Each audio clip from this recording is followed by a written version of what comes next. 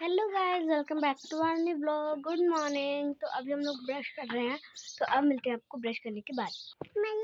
तो गाइस हमने ब्रश कर लिया है, तो अभी हम ब्रेकफास्ट में देखते हैं क्या बनाया है मम्मी ने। अभी पूछते हैं। तो गाइस अब हम लोग ब्रेकफास्ट में खाने वाले हैं मिल्क एंड राइस। तो चलो रखते हैं और खाते हैं। तो गाइस अब हम लोग खाते हैं। ब्रेकफास्ट में हम लोगों को आए मिल्क एंड राइस और क्या है, और ये बिस्किट, और ये बिस्किट है पाले बिस्किट। और ये ना मिनी खाती है लंदन डेयरी टॉफी खाती है कैंडी। तो अभी हम लोग ब्रेकफास्ट कर लेते, उसके बाद मिलते हैं। तो गाइस हमने ब्रेकफास्ट कर लिया है, तो अभी हम लोग जा रहे हैं बात करने के लिए। तो अब मिलते हैं बात करने के बाद। बाय।